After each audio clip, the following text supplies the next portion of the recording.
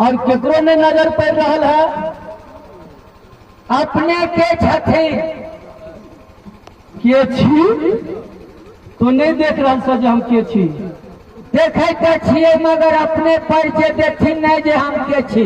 परिचय हमर नाम है दुर्गा। प्रणाम दुर्गा। खुश रह।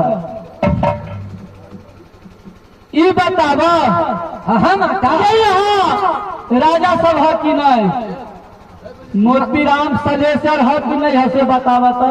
और ओकर कन्या और माता हाँ मोतीराम खलीफा छथिन, उनका कोई